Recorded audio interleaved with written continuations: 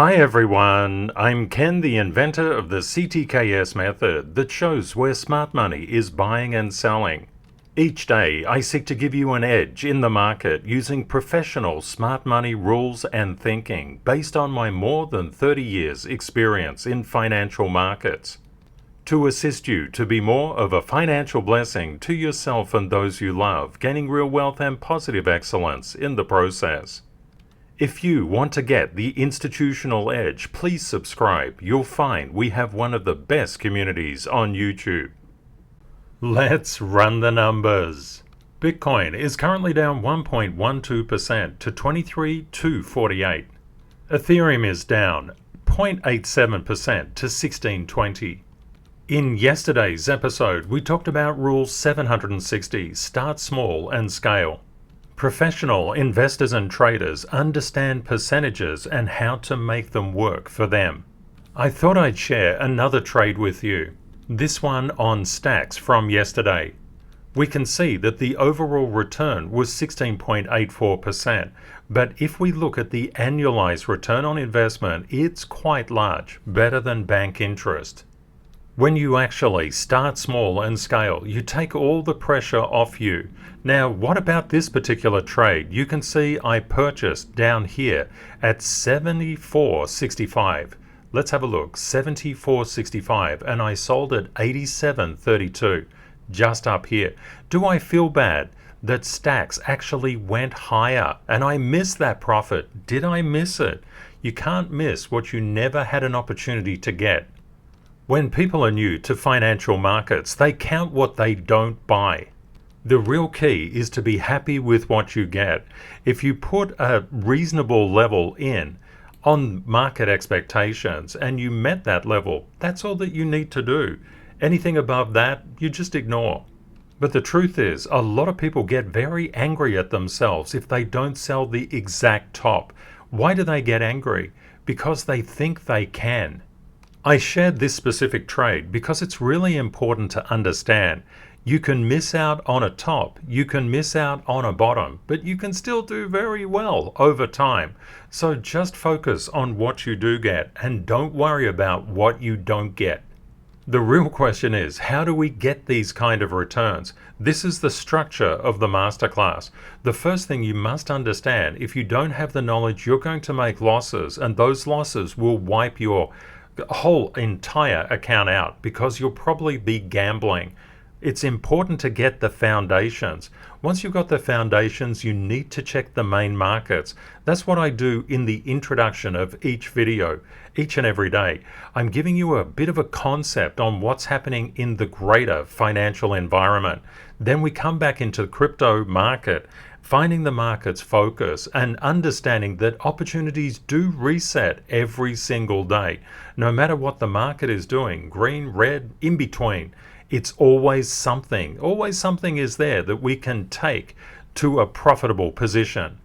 You'll find that one of the greatest enemies you face inside financial markets is not the market, it's actually your emotional state. Mastering emotional control is absolutely vital.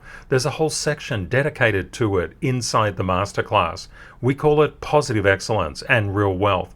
That is required before you buy or sell. And there's so many ways that you can do that.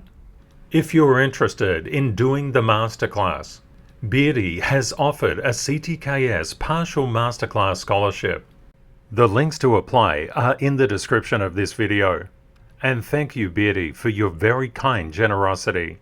The greatest gainers, the last time we did the video, SSV, Neo, Maker, Clayton, BAT, Synthetics, LDO, and the Graph.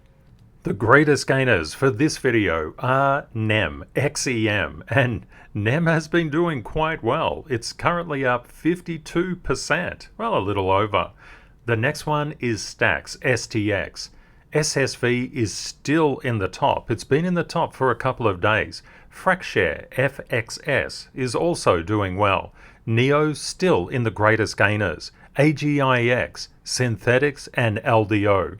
The crypto market is perhaps one of the world's most volatile markets. That's what makes it so fascinating to be in. It also makes it very important to do your daily three-dimensional risk management. We do that through the CTKS code. The first thing you do is to assess the market, what it's currently doing, and then make an estimate on where the market may go in the next 24 hours. Always consider the down probability first, and you just weight these probabilities. The market can go down, it can go neutral, or it can go up.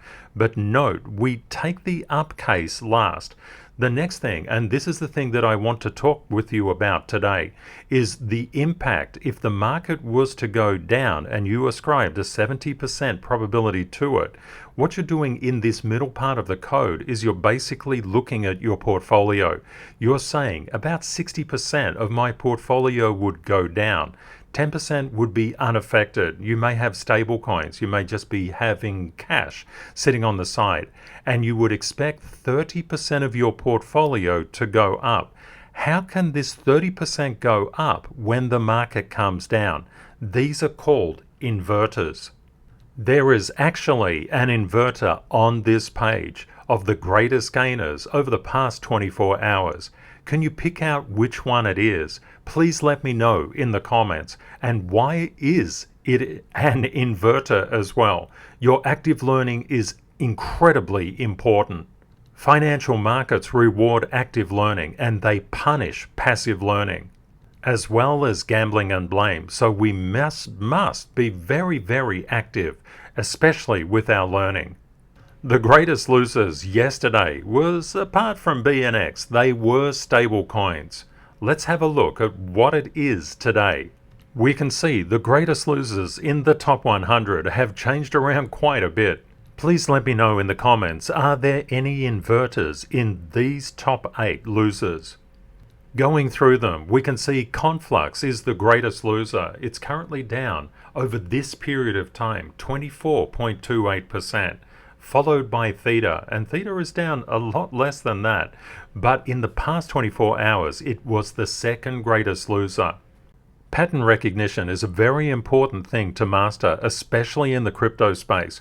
We can see the quant was looking like it was going to break its resistance, but it failed, and it failed on multiple occasions. Quant is looking quite weak at the current time.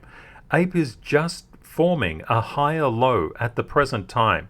It's not necessarily under its previous low. You can see compared to Quant, it's a very, very different picture. What about HBAR? HBAR is below its previous lows, so HBAR is quite weak at the moment. What about Matic? Forming a higher low at the current time. And we know that everything depends on Bitcoin's gravity. If Bitcoin goes up, all of these alts will go up, except of course for the inverters. The inverters can be really hard to find. What about Clayton? What we see Clayton doing is forming a higher low at the moment. It's just doing a pullback or a take profit routine. What do we see with Rocket Pool? Rocket Pool was forming a series of higher lows. Now it's just trying to eke out a bit of a consolidation here. Does it mean it's losing strength? Absolutely, that's exactly what it means. If it was forming a series of higher lows, continuous higher lows, that means that the buyers are coming in to support price. This lower low here is something that we need to keep our eye on. One way to gain an understanding of overall investment attractiveness in crypto is to keep your eye on Bitcoin. What is Bitcoin currently doing? Is trying to consolidate around the 23,142 mark to the 23,226 mark. This is the smart money buy level. It's structural support inside the crypto market. Bitcoin is currently trading at 23,391. You can see that Bitcoin is still under resistance, but this smart money buy level is holding particularly well. We need to see a bit of a rallying up and higher prices to come in, or else we could anticipate coming down to the 22,571 level. What happens if we break through this smart money support level between 23,142 and 23,226? There's quite a lot of smart money buy areas at 20,629 to 20,979. When we do three-dimensional thinking, we're not just anticipating one direction. We know the market can just consolidate. It can go down or it can go up. And what do we see here as the upwards resistance? We've got the retail level of $25,000, which a lot of retail people say is important. It's actually not. The important structural resistance level is 25,403. Let's have a look at the top 8. What we're specifically interested here is the alignment of Bitcoin's gravity against the specific alts. We can see that Ethereum has been a little bit stronger than Bitcoin. BNB has been stronger as well. XRP, not so much, not as strong as ETH and BNB. And we can see ADA is aligning incredibly well with Bitcoin's gravity. Looking at the next 8, we can see Matic aligning with Bitcoin's gravity, but just a little bit weaker at the current time. Doge aligning. We can also see Solana, even though it's had network outages, it's pretty much in alignment with Bitcoin's gravity. What about Polkadot? In alignment. SHIB in alignment as well. Litecoin does tend to get a little bit lighter around times like this. And also Tron, Justin Sun, is turning on the light because Tron tends to shine in the darkness and Litecoin tends to shine as well. And we can see this playing out in their respective patterns. AVAX, on the other hand, is looking quite weak at the current time. Many different rules are shared inside the masterclass, and one of the most important is Rule 45. No alt can escape Bitcoin's gravity. This is a really important rule to understand. You can see just how reflective the alts are of Bitcoin's directional price movement. The notable word is escape. No alt can escape Bitcoin's gravity. Even when we look at something like LDO. LDO is going quite well at the moment, but you can still see a lot of alignment with Bitcoin's gravitational pull. As Bitcoin comes down, what is actually LDO doing? It's getting negatively affected. What we can see is that even the inverters will get impacted by Bitcoin's gravity. Let's have a look through these next 8. We can see Uni in alignment with Bitcoin's gravity, but just a little bit weaker. Atom in alignment, but also a bit weaker. Link a little bit weaker, but still in alignment. Filecoin weaker, but still in alignment. LDO is looking quite strong. It's overplaying the positive aspects of Bitcoin's upward price momentum and downplaying the negative, but it can't escape gravity. The beautiful thing, and we'll see this when Bitcoin starts to turn around, is that all of these patterns will start to turn around with Bitcoin. But we've also got to be really aware if Bitcoin starts to break down, all of these patterns will get magnetized to Bitcoin's price action. We can see NIA just aligning with Bitcoin's gravity. APT, Aptos, was a little bit weaker, well, a little bit stronger here, but then got pulled down to alignment and then has rebounded. Aptos is showing a lot of strength, but be aware, no alt can escape Bitcoin's gravity. And we can see HBAR actually getting a little bit weaker. This is why actually the strong get weaker and the weak get stronger. It's all to do with gravitational pull to the upside and to the downside. It's really important to not let fear overtake your judgment, because the market will penalize inner volatility and it rewards inner harmony. I thought it would be good to chat about in the comments today, what role do you think fear has in financial markets? It's quite a broad topic. I would be fascinated to hear your thoughts. Keeping positive through daily positive affirmations is incredibly important, and that's why we have the CTKS Creed. If we don't do this creed, what we actually find, fear will overtake our minds.